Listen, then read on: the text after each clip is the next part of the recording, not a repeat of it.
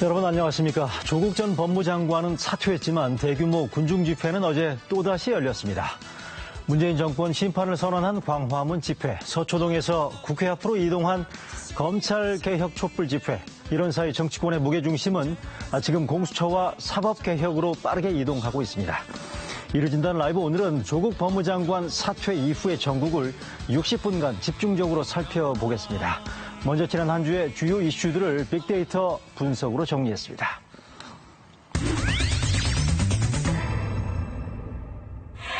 KBS의 빅데이터 분석을 통해 선정한 지난 한 주간 네이버에서 가장 많이 본 뉴스입니다.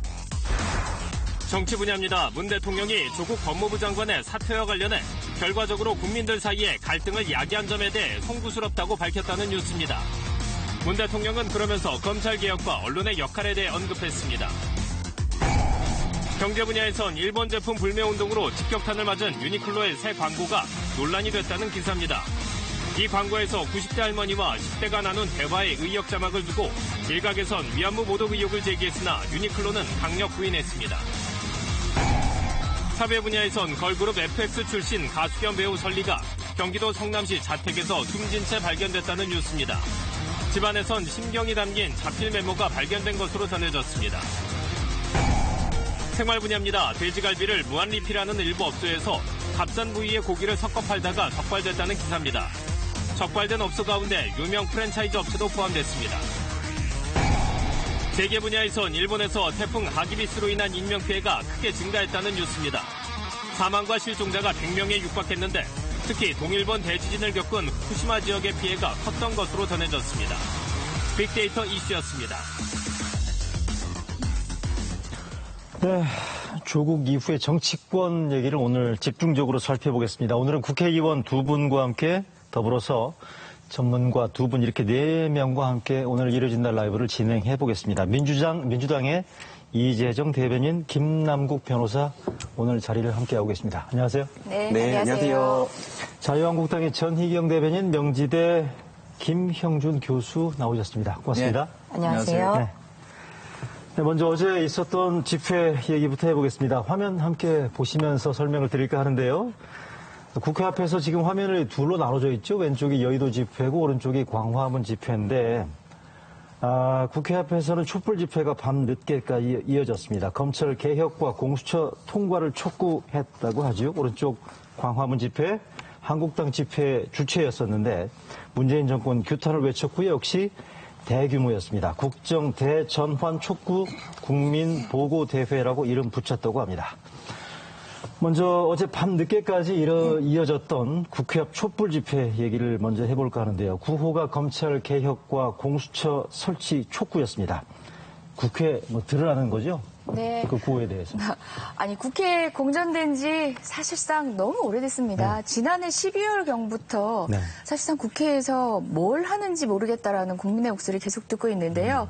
이번 패스트트랙으로 상정된 안 중에 사법개혁안이 10월 말 국회의장의 직권상정도 가능한 프로세스 안에 있다 보니까 네. 더 이상 논의를 늦추지 말고 이제는 국회의 논의를 이어가달라는 국민의 요구 이미 듣고 있었지만 광장에서 듣고 나니까 너무나 아픕니다. 네. 사실은 패스트트랙 전국 이전에 이런 개혁 논의들이 국회로 모아져 오기까지도 이번 20대 국회만이 아니라 수십 년이 걸렸던 일이거든요. 네. 그런데 소위 조국 사태, 조국 대전이라는 이런 상황에서 조국 장관만 물러나면 나머지 논의가 진지하게 진행될 것처럼 이야기했던 야당이 사실상 어제 보니까 당이 주도하는 이건 동원 집회입니다. 물론 예. 참여하신 시민들의 자발성을 의심하진 않지만요. 예. 당이 국회가 아닌 광장의 시간으로 다시 끌려간다는 거는 조금 아쉬운 대목이었습니다. 네, 아주 촛불 집회에 일단 답변 집중해 주시고요. 김 변호사님, 주최 측 얘기가 그 사법개혁안의 국회 통과 때까지 집회를 앞으로도 계속하겠다, 주말에 이렇게 한다는 건데, 당초에 지난주 서초동 집회에서 최후 통첩 마지막이라고 얘기하지 않았나요? 계속 국회 앞에 시끄러울 것 같다는 생각이 들어요. 네, 사실은 이제 지난주 토요일 집회를 마지막으로 잠시 좀 중단을 하고 최후 통첩을 하겠다. 여기서 말하는 최후 통첩이라고 하는 것은 네네. 그야말로 집회를 중단하고 멈추고 아직 아예 안 하겠다라는 그런 뜻이 아니었고요. 네네. 검찰이 하는 여러 가지 개혁 작업, 정부에서 하는 것들을 지켜보겠다라는 그런 의미였는데요. 지금 이제 이번 주에 조국 전 법무부 장관이 돼버렸는데 조국 전 법무부 장관이 갑작스럽게 이제 사퇴를 하면서 검찰 개혁과 관련된 부분에 동력을 상실하는 것 아니라는 국민들의 우려가 좀 있는 것 같습니다. 네.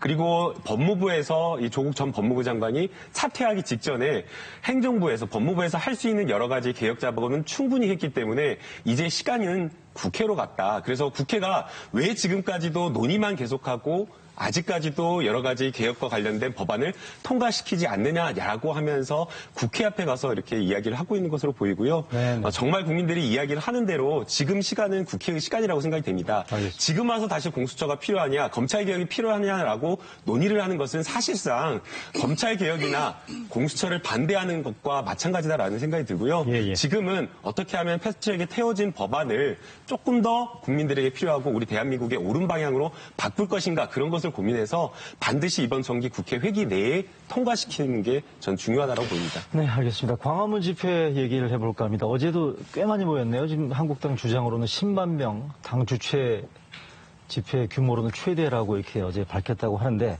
10월 항쟁이라고 이름을 붙였던 것 같고요. 이제는 조국 장관 사퇴 이후에 뭐 정권 심판으로 대여 공세에 추를 옮기겠다. 뭐 그런 의도라고 볼 수 있겠죠? 네. 저희가 어제도 그 광화문 광장에서 집회를 했습니다. 많은 분들이 정말 참석을 해주셨습니다. 거듭 말씀드리지만 생업에 바빠서 그동안 내 삶을 내가 돌보는 것이 국가에 대한 최고의 책무다라고 생각하시던 분들이 네. 드디어 광장으로 쏟아져 나오기 시작했습니다. 그 원인은 문재인 정권의 조국 임명 강행이라는 말도 안 되는 초유의 법치 허물기 그리고 국민 상식 위반 때문에 벌어진 일입니다. 근데 이제는 한 걸음 더 나아가서 못 살겠다고 합니다. 경제가 어려워서 못 살겠다. 그리고 뭐 축구 우리 무관중 무중계 사태도 있었는데 이런 식의 북한에 끌려다니기 안보 파탄 외교 파탄 이제 더 이상 두고 볼 수가 없다. 네. 문재인 정권의 독주를 그냥 둬서는 안 되겠다라는 국민의 열망이 네네. 광화문 광장에 모인 것입니다. 네네. 지금 서초동 집회 어제 국회 앞 집회를 말씀하셨는데 그 현장에도 조국 임명 반대, 파면을 요구하는 목소리, 예. 네. 어제 여의도 국회 앞 집회도 또 역시나 공수처 설치를 반대하는 목소리들이 있었습니다. 예. 앞서 국회가 공전되고 있다라고 말씀을 하셨는데 공전이 되다니요. 국정감사 진행이 되고 있습니다. 패스트트랙으로 선거법과 공수처법을 밀어붙였을 네네네. 때에도 저희는 야당으로서 예산심의에 임했고 그리고 국정감사라는 국민이 부여한 책무를 다하느라고 많은 부분을 양보하고 있습니다. 알겠습니다. 조국 사태에 대한 반성은 고사하고 조국에게 끝까지 개혁의 딱지를 붙여주기 위한 노력을 대통령 청와대 집권 여당이 하는 것에 대한 반성을 저희는 촉구하고 있습니다. 네네. 이런 부분들이 해결되지 않는다면 더 큰 국민의 저항에 직면하게 될 것이다. 네네. 라고 말씀을 드리겠습니다. 자, 김 교수님 어제 그 한국당 주최의 광화문 집회였고요. 계속 지난 여름서부터 장외 집회를 한국당 주도로 이어오는 이런 현 상황에 대해서 뭐 교수님 정치 전문가시니까요. 어떻게 진단하고 계시는지. 일단은 이제 우리가 촉발 요인이 있고 이제 기저 요인이라는 게 있거든요. 네네. 근데 촉발 요인은 분명하게 이제 조국 장관에 대한 임명이 촉발 요인으로 작용이 된 것 같고요. 예. 기저 요인이라는 거는 밑에 깔려 있는 근본에 대한 문제. 많은 국민들이 이제 경제, 조금 전에 우리 전 대표님 말씀하신 것과 마찬가지로 경제, 뭐 외교 이런 전반적 상황에 대해서 예. 일반 국민들이 느끼는 그러한 그 요구 사항에 대한 분출, 광장에서 소리칠 수 있는 자유가 있어야지만이 진정한 민주주의라고 돼 있고요. 우리나라 헌법 제21조를 보더라도 언론, 출판, 집회, 결세 자유로 돼 있거든요. 그래서 어떻게든 간에 이 광장의 목소리가 국회라는 과정을 통해서 법과 제도로 입법화되고 그리고 국민이 실제로 이러한 요구 사항에 대해서 다 관찰을 하고 있고 목격을 하고 있거든요.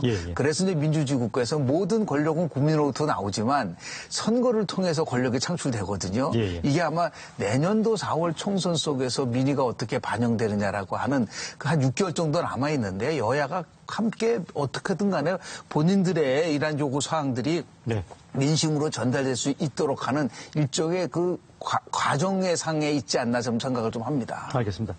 자, 어제 있었던 서초동 그 국회 앞 집회와 광화문 집회에 대한 얘기는 이 정도로 정리를 하고요. 집회 두 군데 어제 대규모 집회에서 나왔던 핵심 구호 가운데 하나가 바로 고위 공직자 범죄 수사처 공수처였는데요. 국회 앞 촛불 집회에서는 공수처 관철, 광화문에서는 공수처 강력 반대 구호가 아주 크게 나왔었는데요. 공수처에 대한 민주당과 한국당의 상반된 주장부터 먼저 듣고 오시겠습니다. 검찰 개혁과 관련한 못된 왜곡과 거짓 선동을 즉각 멈추기 바랍니다. 공수처는 대통령 마음대로 하는 수사기구가 아닙니다. 국민의 뜻과 또 국회의 뜻에 따라서 훨씬 더 중립적이고 독립적으로 설계된 검찰 개혁 기구입니다. 핵심입니다. 정적 제거용 게시타포는 아닙니다. 이거 나가야 되지 않겠습니까? 대통령 마음대로 하면 어떻게 되느냐? 한마디로 자기 편들은 있는 죄도 꽁꽁 덮어버리는 은폐창이 됩니다. 남의 편은 없는 죄도 만드는 공포창이 됩니다. 네, 지금 정치권에서 공수처 논란이 뜨겁게 벌어지고 있습니다. 지금 두 당 대변인이 이 자리에 함께하고 계시니까 이 자리를 빌어서 먼저 이재정 대변인, 왜 지금 공수처인지를 짧게 좀 설명을 좀 부탁드리겠습니다. 예, 수십 년 전부터 논의를 해왔던 것이고요. 그 논의 과정에는 자유한국당도 있습니다. 자유한국당도 법안 발의를 했고 그 법안을 발의했던 분이 다름이 아니라 김성태 전 원내대표님도 있으시고 또 우리 심재철 의원님 등에서 중진분들도 많이 계신데요. 공수처의 필요성에 대해서 그만큼 긴 시간의 국민의 요구가 있어 왔다는 것이고요. 왜 지금이냐라고 하는데요. 지금도 늦었죠. 1808년부터 기소권과 수사권이 융합된 검찰을 시도하려고 했던 나폴레옹에 대해서 프랑스의 법률가들이 막아나섭니다. 왜냐하면 시민을 위협하는 괴물이 될 것이다라고 했는데요. 바로 그 괴물을 가지고 있는 유일한 나라가 우리나라입니다. 그 상황에서 우리는 김학의 사건이라든지 이문정 검사가 고발했던 검사의 공문서 위조 사건, 그리고 또 뭐 성희롱 사건 등이 검찰에 의해서 무혐의로 덮어지는 걸 보면서 이런 대상에 대한 감시는 결과적으로 다른 기구에 의해서 할 필요성이 있다는 걸 더더욱 절실하게 느끼게 됐습니다. 지금 자유한국당은 구성 부분부터 문제 삼고 있고 특히 수사권, 기소권 분리로도 충분히 가능하다고 하지만 정작 지금 제가 말씀드렸던 사건들은 검찰의 기소권 하에서도 지금과 같은 기소권과 수사권 분리 정도의 제도 안으로는 막을 수 없는 사각지대라는 점, 그리고 또 구성과 관련해서는 이미 야당의 요구를 받아들여서 사실상 야당의 비토권이 있다는 점, 야당의 동의 하에서만 공수처장이 가능하다는 점, 그리고 뿐만 아니라 그간의 헌법에서도 또 법률에서도 여러 가지 합의제 기구를 중립성을 유지하는 방식으로 인원을 구성할 때 하는 통상의 원칙과 법칙을 따른 구성 방식례를 준비했다는 점 등에 대해서 많은 부분들이 그 부분에 대해서 문제 제기하지 않는데 유일하게 자유한국당만 공포처라든지 뭐 게슈타포라든지 여러 가지 은유적 비유적 레토릭만 난무한다는 느낌이 듭니다. 실질적 논의를 이어가기 위해서는 조항 하나하나의 문제점을 따져 물으시고 그 부분이 만약 의문이 해소되신다면은 하나하나 정리해가면서 국회의 논의, 사실상의 논의를 진행해 가시면 어떨까 합니다. 자, 전 대변인, 그럼 민주당 주장에 대한 반론 주십시오. 공수처는 한마디로 탄생해서는 안 되는 기본적인 그 조직 구성의 원리부터가 잘못된 법입니다. 그 얘기는 뭐냐면 옥상옥 조직이라는 겁니다. 사정기관 하나를 더 늘리는 것이고 거기다가 수사권, 기소권을 한꺼번에 부여한다는 지금의 방향대로 가면은 이거는 그야말로 개혁에 역행하는 그런 기관이 된다라는 것입니다. 또 하나는 또 지금 보면은 판사, 검사, 뭐 경무관급 이상의 경찰 이런 식으로 수사 대상이 들어가면서 되면서 이게 사법부 장악의 단초가 됩니다. 삼권 분립하에서 엄정하게 정치적 중립과 독립을 유지해야 될 이런 그 사정기구, 사법기구들이 대통령의 이 휘하에 휘둘리게 되는 그런 단초가 될 수 있습니다. 예. 그리고 이것은 정치적 반대자를 제압하는 수단이 될 가능성이 많습니다. 그렇기 때문에 이게 보위부 만들자는 거냐, 공포부 만들자는 거냐 이렇게 되는 것입니다. 세계적으로 유례를 찾기 어려운 이런 그 흐름에도 역행하는 예. 그런 법입니다. 앞서 말씀을 하셨습니다. 자유한국당도 옛날에 뭐 이런 법을 낸 의원들이 있다. 예. 그런 의원들의 법을 저희는 여당 때에도 그것을 채택해서 우리가 과반의 의석을 점하고 있을 때에도 공수처법은 만들지 않았습니다. 네네. 그 이유는 이것은 여야의 문제, 정치적 유불리의 문제가 아니라 예. 이런 부작용이 엄밀하게 예견되는 이런 괴물 사법기구의 탄생이라는 것은 예. 국가의 법 제도상 그리고 앞으로 나아가야 될 우리 사회의 방향성 상에서 이런 법은 만들어져서는 안 된다라는 그런 이유 때문에 그렇습니다. 네네. 금태섭 의원도 민주당 내부에서 지금 반대의 목소리를 강하게 내시는 것으로 알고 예. 있습니다. 이런 양식 있는 목소리들이 합쳐져서 좋은 결론을 낼 수 있기를 기대합니다. 자, 외부에서 보시기에 이 두 당 간에 지금 치열하게 지금 맞서고 있는 공수처 안에 대한 입장 부분들에 대해서 어떻게 먼저 평가하시는지 김 교수님부터. 일단은 공수처 법안의 핵심적 사항은 이제 검찰 개혁을 완성하겠다라는 것이 여당의 일관된 주장이라고 그렇죠? 보거든요. 네. 그럼 검찰 개혁의 핵심이 뭐냐라고 일반 국민들을 상대로 해서 조사를 해보면요. 그것은 이제 검찰의 정치적 중립을 가장 많이 얘기를 합니다. 그러고 나서 이제 뭐 검찰 내에서의 잘못된 여러 가지 수사 관행이라든지 방식이라든지 이런 것들을 얘기하는 경우가 있습니다. 자, 그렇다고 한다면 검찰의 정치적 중립을 강화할 수 있는 방법이 공수처를 통해서 할 수 있느냐가 지금 가장 큰 쟁점이라고 좀 봅니다. 그렇죠? 네. 다시 얘기해서 대통령이 여러 가지 제도적 장치가 있다고 하지만 지금 검찰개혁을 얘기를 하면서 검찰이 갖고 있는 수사권, 기소권을 분리하자라는 것이 일반적인 그런 주장이었는데 공수처로 넘어오게 되면은 이게 수사권과 예를 들어서 그 기소권을 같이 함께 가져가는 거가 문제로 제기되고 있지 그 내용은 않습니까? 잠시 뒤에 자세히 그래서 분석을 문제는 해볼게요. 뭐냐면 네. 검찰 개혁의 핵심인 정치적인 중립을 지킬 수 있는 방법에 관련돼서 네. 이것이 어떠한 효과를, 법이 어떤 효과를 가져올 수 있느냐가 굉장히 중요할 수 있는 부분들이 있는데요. 예. 이것이 대통령의 민주적인 통제를 강화시킬 수 있는 방법과 과연 얼마만큼 부합하느냐라는 문제를 가지고 여야가 좀 첨예하게 충돌하고 그렇죠. 있는 부분들이 있다고 좀 보는데요. 저는 이제 시급성에 대한 문제, 이것이 지금 민주당 안과 바른미래당의 권은희 안의 그 과정 두 개를 비교를 해보면 예. 상당한 차이가 있게 돼 있기 때문에 물론 이제 자유한국당은 아예 공수처 법안 그 자체가 잘못된 거라고 얘기를 하고 있는 부분들이 있어요. 네네. 여하튼 간에 입법 과정 속에서 어느 한쪽에 일방적으로 이 법을 추진했을 때 올 수 있는 네네. 여러 가지 부분과 또 하나 제가 이제 좀 지적을 하고 싶은 부분은 이겁니다.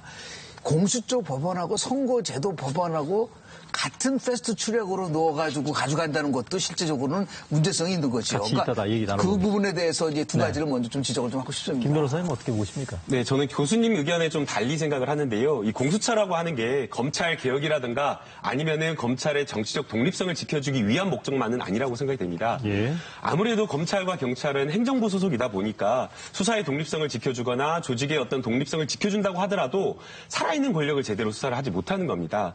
그렇기 때문에 이 공수처의 목적은 검찰권이나 경찰권을 견제한다는 것도 있지만 무엇보다 대통령과 그 측근들의 비리 그리고 또 고위공직자와 관련된 부분에 대해서 수사를 하라는 겁니다. 그래서 이 목표, 이 공수처 설립의 목적 자체를 이 검찰 개혁으로 국한시켜서는 안 된다라고 생각이 들고요. 그다음에 이제 두 번째 이제 아까 전희경 의원님께서 옥상 옥이다라고 말씀을 해주셨는데요. 이 국민들의 생각과는 좀 다른 것 같아요. 국민들은 정말 이 고위공직자라든가 권력자들에 대한 부패 범죄 이런 거 있다라고 하면 옥상 옥에 옥이라도 필요하다라는 것이 국민들의 생각이 아닌가라는 생각이 듭니다. 우리가 일반적으로 행정학에서 옥상 옥을 비판하면서 이게 중복이다, 행정기관의 중복이다라고 이야기할 때는 불필요한 행정비용이 발생하고 기관 간의 충돌이 발생하고 이런 것들을 문제점을 지적해서 이게 안 된다라고 이야기를 하는데요. 반부패 범죄와 관련되어서 그것도 고위공직자와 권력자에 대한 이러한 어떤 수사에 대해서는 네네. 이 수사의 총량을 늘리고 오히려 더 집중적으로 수사할 수 있는 기관이 있는 게 저는 필요하다고 보이고요. 네네. 그럼에도 불구하고 야당에서는 자유한국당에서는 이게 정치 탄압이나 야당 의원들을 탄압하는 수단으로 사용될 수 있다, 악용될 수 있다라고 주장할 수 있다고 생각이 됩니다. 예. 합리적인 주장이라고 생각이 들고요. 그렇기 때문에 저는 지난 2년 동안, 지난 10여 년 동안 국회에서 그러한 부작용을 막기 위해서 토론하고 논의해 왔다라고 생각이 됩니다. 예, 예. 그래서 지금 패스트트랙 안에 태워진 법안을 보게 되면 처장 후보 추천을 5분의 4동의로 하고 있고요. 그다음에 이게 처장도 독립성이 지켜져야 되지만 자, 자세한 안에 내용 지금 내부적인 어떤 독립성도 지켜져야 네, 되기 네. 때문에 이러한 부분을 다 막고 있는 게 지금 패스트트랙 태워진 법안이니까 알겠습니다. 좀 더 논의를 국회에서 해줬으면 하는 자, 바람입니다. 김 변호사님, 김 교수님 말씀하신 그 자세한 법안에 대해서 일단 시청자들이 이해를 돕기 위해서 저희가 준비한 화면을 보면서 좀 설명을 드릴까 하는데요. 지금 국회에 올라가 있는 게 민주당 백혜련 의원안이 있고요. 그다음에 바른미래당의 권은희 의원이 제출한 공수처 안이 지금 두 개가 같이 올라가 있는데 보시면 맨 위에 칸에 있는 것처럼 기소 방식은 백혜련 안의 경우에는 기소 여부를 공수처가 자체 결정한다는 게 있고요. 권은희 의원 안의 경우에는 기소심의위원회라는 걸 기구를 둬서 기소를 결정한다는 게 이게 주요 차이점이라고 볼 수 있고 두 민주당 백혜련 의원 안 그리고 바른미래당 권은희 의원 안에 가장 큰 차이점이라고 한다면 바로 그 중간 칸에 있는 처장 임명 부분인데 공수처장 인사권이죠. 백혜련 안의 경우에는 공수처장 인사권을 대통령이 갖고 있다라고 할 수 있고 권은희 의원 안은 국회 동의 그리고 인사청문회도 지금 거치라고 되어 있다라고 할 수 있는 게 두 공수처 안에 가장 큰 차이점이라고 할 수 있겠습니다. 자, 그럼 두 법안 지금 보면 두 분 지금 의원 말씀하셨고 변호사님 그리고 김 교수님 얘기를 했습니다만 이게 지금 국회 패스트트랙 신속 처리 안건으로 올라가 있습니다만 통과를 위해서는 제적 149석이 필요하단 말이죠. 그러면 민주당 의석이 지금 128석인데 한국당이 현재 지금 극력 저지를 선언한 마당에 민주당 입장에서는 야사당에 대한 설득 작업이 쉽지 않겠다라는 생각이 들고 이 작업이 굉장히 고난도의 고차 방정식이 아닌가라는 생각이 듭니다. 아까 김 교수님께서 선거법하고도 연계되어 있다고 얘기했었는데 민주당 어떻게 보십니까? 예, 단순히 숫자로 계획을 세우라고 한다면은 나오는 수는 빤합니다. 그런데 우리가 지난 박근혜 전 대통령 탄핵 국면을 떠올리면요. 불가능했던 일입니다. 국회 의석수 비율로는 불가능했었는데요. 네네. 그 당위와 명분의 국민적 동의를 얻어가는 가운데 사실상 국회의원이 설득한 게 아니라 여론이 설득한 겁니다. 저는 공수처에 대한 국민의 지지가 80%를 넘어서고 있는 가운데 마냥 반대할 수는 없고 특히 아까 제가 예를 들었던 김성태 의원, 그다음에 김영우 의원, 심재철 의원 등 해서 자유한국당 중진 의원들도 이 법안의 필요성을 절감하고 본인 스스로 공동 발의로 법안을 낸 적이 있었고요. 네. 그런 역사적 추이를 돌아본다면은 그 논의선상에 동의를 했던 자유한국당의 의원님들도 지금 현재 오로지 조국으로 몰아붙였던 정쟁 가운데서 반대하는 외양을 갖췄지만 사실상 공수처라는 이 법안에 대한 국민적 여론은 거부하기 힘들 것이라는 생각이 들고요. 예. 또 하나 제가 이 부분은 아까 기회가 없어서 지금 말씀드려야겠다는 생각이 드는 게 자유한국당이 여당이었던 시절에도 과반을 넘기는 국회 의석수 비율일 때도 공수처 법안 여당 의원들이 공발했는데도 하지 않았다라고 하는 게 공수처의 위험성에 대한 인식 때문이었다고 하는데 그게 아니라 사실상 MB정부 때는 정부안으로 발의될 뻔도 했는데요. 이유가 공수처는 집권 여당과 정부를 향하는 칼이다. 그런데 왜 우리가 발의하고 통과시켜야 되느냐가 상당수 의원들 그리고 정부의 입장이었다고 합니다. 네. 이처럼 이게 실질적으로 공수처의 본질을 보여주고 있는 거거든요. 정부 여당이 대통령 스스로가 기꺼이 내가 그와 같은 비위가 있으면 수사를 받겠다라고 나선 일들입니다. 그리고 무엇보다 공수처의 기소권, 수사권 관련된 내용에 있어서 백혜련 의원안이 약간 충분히 설명치 못한 게 있는데요. 수사권, 기소권을 모두 갖는 것은 판사, 검사 그리고 또 경무관급 이상의 경찰에 대해서만입니다. 나머지에 대해서는 수사권과 기소권이 분리가 됩니다. 예. 그런데 아까 얘기했던 자유한국당의 기존에 이제 전 국회에서 냈던 안은요. 모든 대상으로 해서 기소권, 수사권이 다 있는 훨씬 더 강력한 안을 제안하기도 했었다는 점 다시 한번 말씀드립니다. 자, 여기에 대한 반론 전희정 대변인 여쭤보겠습니다. 일단은 잠시 뒤에 저희가 공수처 법안에 대한 여론조사 결과를 지금 공개를 해드릴 텐데 기본적으로 공수처 법안에 대한 찬성 여론이 높다는 건 알고는 계시죠? 자, 그 찬성 여론이 높다라는 것도 뭐 추후 어떻게 될지 저는 추이를 지켜봐야 될 것 같습니다. 국민들이 더 이상 이제 속지를 않으십니다. 부패를 방지하겠다, 고위공직자들을 벌 주겠다, 좋죠. 너무나 환영할 일입니다. 저도 환영합니다. 네네. 그런데 보십시오. 언제부터 검찰개혁이 바로 공수처 설치라는 등식이 성립이 됐습니까? 예. 지금 전직 대통령 2분이 감옥에 가 있습니다. 전직 국정원장, 대법원장, 장군, 장차관 할 거 없이 전부 감옥에 가 있습니다. 공수처가 있어서 갔습니까? 검찰이 살아있는 권력을 제대로 수사를 하고 자체적으로 행사할 수 있는 수사 권한 내에서 했을 때 이렇게 됐다라고 주장하시던 분들이 바로 더불어민주당의 의원님들이고 지금 대통령을 위시해서 청와대에 계신 분들입니다. 예. 그런데 지금은 마치 공수처가 없으면 높은 사람들 벌 못 주는 것처럼 얘기를 예. 합니다. 네. 그게 아니죠. 자, 높은 사람 중에 높은 사람 누구였습니까? 조국이었습니다. 조국이야말로 고위공직자입니다. 그런데 그 살아있는 권력을 수사한다 그러니까 과잉 수사하지 말아라. 검찰이 과잉 수사하고 있다. 누가 비판하고 있습니까? 더불어민주당이 비판하고 있습니다. 그런데 공수처 설치에 대해서 보다 강도 높은 더 많은 청을 만들더라도 해야 된다? 예. 이걸 믿을 국민이 누가 있겠습니까? 예. 민변 검찰청 만드는 것입니다. 예. 이것은 정치적 반대자를 숙청할 수밖에 없는 예. 태생적인 한계를 갖고 있기 때문에 앞서도 말씀드렸지만 저희는 저희가 이 법을 만들 수 있었을 때에도 만들지 않은 것입니다. 저는 이런 합리적이고 그리고 양심에 입각한 논의가 이제는 이루어져야 된다라고 생각을 하고 민주당에서도 지금 청와대가 너무 서슬이 퍼렇고 또 공천이라는 게 달려 있어서 저는 금태섭 의원님 같은 그런 의견에 찬동하는 의원들이 많이 계심에도 불구하고 아마 이런 논의가 활발하게 이루어지지 못하고 있을 개연성이 크다라고 생각을 합니다. 우리가 좋은 의도를 가졌다고 해서 그 결과가 반드시 선한 것은 아닙니다. 부패 척결 해야죠.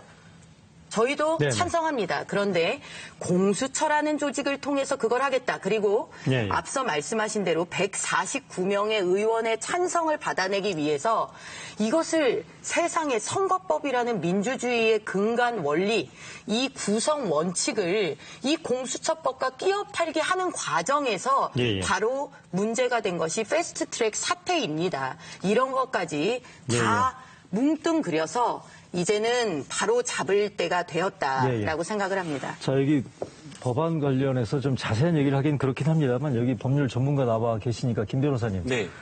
전희경 대변인 방금 여러 차례 언급을 했습니다만 금태섭 더불어민주당 의원이 공수처 법안의 문제점들 가운데 수사권, 기소권을 분리해야 된다는 주장을 얼마 전 국감에서 얘기를 했단 말이죠. 여기에 대해서 어떻게 평가하시는지.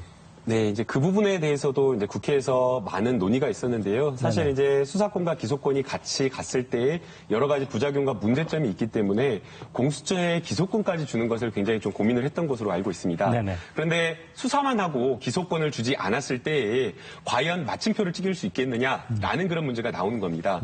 수사는 아주 제대로 잘 해놨는데 기소를 할 때 몇 가지 기소할 범죄를 빼버리고 또는 기소하면서 굉장히 좀 뭔가 적용법조를 달리해가지고 양형이나 이런 부분에 있어서 오히려 이런 어떤 부패 범죄를 저지른 그런 사람들에게 유리한 기소가 가능할 수 있기 때문에 네. 해당 부분에서 많은 토론이 있었지만 제한적으로나마 기소권을 주자, 함께 줘야지 그래야지 공수처가 온전히 기능을 할 수 있다라고 해서 그렇게 간 것으로 보이고요. 예. 이 전의경 의원님께서 말씀하시는 여러 가지 우려사항 아마 심도 있게 우리 사회에서 토론을 해야 된다라고 생각이 됩니다. 예. 그래서 권인희 의원 안은 오히려 그런 문제를 조금 더 통제하기 위해서 아니 처장할 때도 그냥 5분의 4 동의가 아니라 국회에서의 인준을 하자라고 이야기를 하고 있고 또 처장도 중요하지만 거기서 수사라는 수사검사의 독립성도 지켜줘야 되니까 인사추천위원회와 관련 인사추천위원회를 둬가지고 인사추천위원회를 통해서 이 수사검사와 관련된 인사라든가 징계라든가 임명이라든가 이런 것들을 하자라고 이야기를 하고 있기 때문에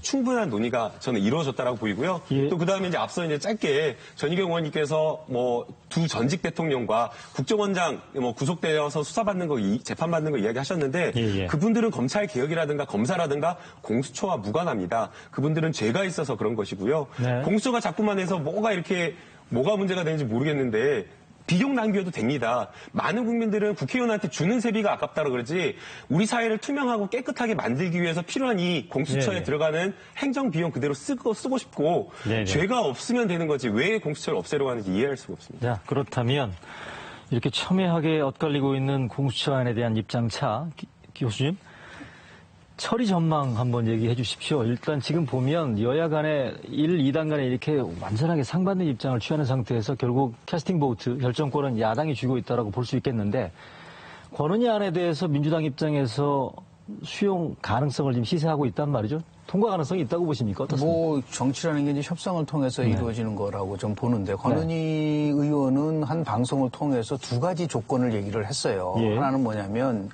일단은 이제 선거법 자기네들은 순서가 중요하지 않다고 보고 있다고 얘기를 했어요. 먼저 하느냐 안 하느냐 중요한 것이 아니라 네. 선거법 개정상에서 연동형 비례대표제와 관련된 부분을 어떻게 이제 받아들이냐 문제인데 굉장히 중요한 발언을 했어요. 그리고 굉장히 주목된 발언을 했습니다. 무슨 발언이냐면 현재 같은 상태에서 준 연동형 비례대표제를 채택을 하면은 큰 틀 속에서 보면은 원하고 있는 정당의 비례성은 높여지지만 예. 다른 여러 가지 부작용이 있을 수 있는 부분들이 있습니다. 예. 그러다 보니까 선거법을 통과하기 위해서 지금 소수 정당 같은 경우는 의원 정수를 늘려야 될 수 있는 상황이 올 수도 있다. 그러니까 권은희 의원이 뭐라고 얘기를 했냐면 방송에서 이게 선거법이 통과될 수 있는 조건으로서 의원 정수를 높일 수 있는 개정안이 이루어진다고 한다면 늘리는 거죠. 그러니까 지금 300석에서 뭐 320석에서 330석이 되든 간에 가능할까요? 그 부분에 대해서 권은희 의원이 얘기를 한 겁니다. 저기는 가능하다고 본다고 얘기를 했었어요. 한 방송에서. 네네. 만약에 그렇다고 한다면 이 공수처 법안이 얼마나 취약하냐는 걸 보여주는 거죠. 그러니까 공수처법은 그 자체가 중요한 것이 아니라 이 선거법과 연계된 순상에서 자꾸만 이게 논의를 진행한다는 거는 국민들 입장에서 봤을 때는 선거 제도를 가지고서 이런 식으로 그 절차에 대한 문제를 가지고 한다는 것에 대한 중요한 문제제기를 할 수 있는 거. 두 번째는 뭐냐면 지속권하고 수사권에 대한 독점에 대한 문제를 포함해서 지금 여러 가지 사안이 있지 않습니까? 그거는 제가 볼 때는 어느 정도는 아마 민주당에서 수용할 가능성이 저는 있다고 좀 봐요. 네네. 그런데 중요한 거는 핵심적 사항인 그 부분이죠. 네. 자꾸만 이거를 선거법과 연결시켜서 하려고 하는 또 두 번째는 선거에 이 통과되는 시점 관련돼서는 그렇게 중요하지 않다고 좀 봐요. 그래서 순수한 의미에 있어서의 공수처법에 관련된 부분에 대한 것들을 어떻게 집중할 거냐 문제인데 제가 두 가지 좀 말씀을 좀 드리고 싶습니다. 이거는 토론이 아니라 진단이기 때문에 그렇습니다. 우선 이제 공수처법이 왜 문제가 되고 있느냐 하면 두 가지 때문에 그래요. 첫째, 이게 지금 검찰이 살아있는 권력을 수사하지 않았기 때문에 고위공직자 수사가 절대적으로 필요하다고 하면은 공수처법을 통과된다는 데 대한 논리는 이쪽으로 맞아요. 그러나 지금 검찰은 살아있는 권력에 대해서 집중적으로 좀 수사를 하고 있다고 볼 수가 있는 것이고 두 번째는 공수처법이 설치가 됐을 때 현재 진행되고 있는 검찰에서 진행되고 있는 조국 수사를 전부 다 이관할 수 있느냐. 공수처로 다 이관할 수 있느냐. 이 부분은 결국은 조국 지키기를 하기 위해서 공수처법을 마련하려고 하는 것이 아니냐라고 하는 의혹 제기가 있단 말이에요. 이 문제에 대해서 민주당은 명쾌하게 그 부분은 그렇지 않다라는 것을 국민들에게 설득시켜줘야 될 필요성이 있는 거죠. 만약에 그렇지 않은 경우는 결국은 다른 목적을 위해서 공수처법을 통과시키려고 하는 것이 아니냐라고 하는 나름대로의 비판을 받을 수 있는 부분들이 있기 때문에 선거법에 관련된 개정 문제에 대한 것을 명쾌하게 얘기를 해야 된다. 민주당이 절대로 의원적 들리지 않는다는 부분하고 두 번째는 조국 수사와 관련된 그래서 제 말은 모든 검찰개혁은 조국 수사가 완전히 끝난 상황에서 그 다음에 뭐 지금 얘기하는 공수처법을 포함해서 여러 가지를 놓고 의회라는 과정 속에서 가져가야지 자꾸만 이제 검찰 수사가 진행가는 과정 속에서 공수처법이라 그 얘기를 하니까 이거는 외압으로 들릴 수 있는 부분들이 있단 말이에요. 검찰. 이런 부분에 대해서 좀 문제 제기를 좀 하고 싶습니다. 정치권에서 짧게씩만 말씀을 드려도 될 때가 아닌가 싶긴 한데 선거제 관련해서 의원 정수 늘리는 일 뭐 모든 세상 일은 장담 못하겠지만 99.99% 불가능한 일입니다. 국회의원들이 국회의원 정수를 늘린다. 19대 국회, 뭐 20대 국회 사실 조금씩 논의가 안 됐던 건 아닙니다. 정치의 확장을 위한 논의를 했지만 그건 거의 불가능한 얘기고요. 그리고 분명히 말씀드리지만 살아있는 권력을 수사를 잘했다.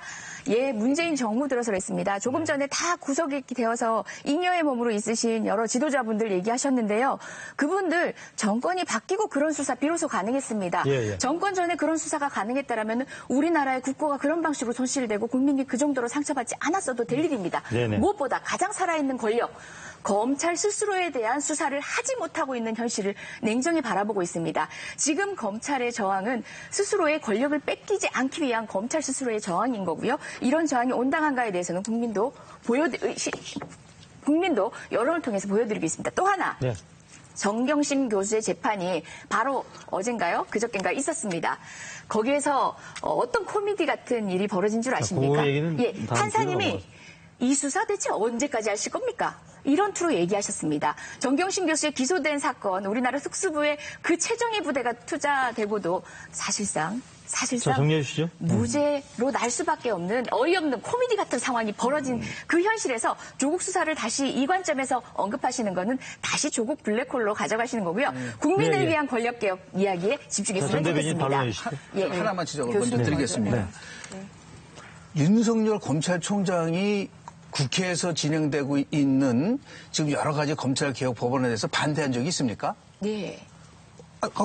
아니 청문회 자정속을 포함해서 지난번에 대검찰청 국정감사에서도 분명하게 얘기를 했지 않습니까? 검찰청의 입장에서 봤을 때는 예스 국회가 or 노로 진행된- 모든 걸 이해하시지 않으시잖아요. 예, 아니오의 대답이 아니라 그렇지 사실상 않죠. 근원적인 검찰 개혁안에 공개적으로 반대 얘기를 입장을 했죠. 보이는 건 예, 우리가 모두 말씀하시죠. 윤석열 공식적으로 검찰총장이 합의한 바가 공개적으로 있습니다. 얘기를 했어요. 저는 저희들은 이제 국회 청문회 과정을 포함해서 네. 국회가 진행되는 검찰 개혁에 관련돼서는 네. 기관으로 얘기한다는 거는 있을 수 없다는 얘기를 했기 때문에 그 또 하나는 뭐냐면 이전에 있는 전직 대통령에 대한 것들에 대한 것이 아니라 현재 살아있는 권력인 조국 민정수석에 대해 전 민정수석이 네네. 법무부 장관으로 내정된 그러한 살아있는 권력에 대해서 검찰이 지금 조사를 한 것이지 저는 뭐 이전 정부의 대통령에 관련된 얘기를 한 건 아니라는 말씀을 알겠습니다. 드리겠습니다. 어찌됐건 오해될 것 아니, 같아서 저는 지금 제가 윤석열 개인을 정리할게요. 얘기한 게 아니라 검찰의 조직적 저항이라고 분명히 말씀드렸고 그것은 여러 부분에 의해서 이미 수사의 자, 부당성을 여기는 드러난 일단 바 다음 있습니다. 진행을 위해 제가 개입을 네. 할게요. 자, 그렇다면 이번에는 저희가 지금 진행을 위해서 다음 순서를 일단 말씀을 드릴 텐데 지금 이렇게 치열한 토론이 벌어지고 있습니다만 지금 얘기하고 있는 사법개혁안, 공수처 법안에 대해서 저희가 국민 여론을 한번 확인해 봤습니다. 사법개혁안을 국회가 신속하게 처리해야 한다는 의견이 압도적으로 나왔습니다. 공수처 설치는 찬성이 반대보다 2배 이상이었습니다. 함께 보시죠.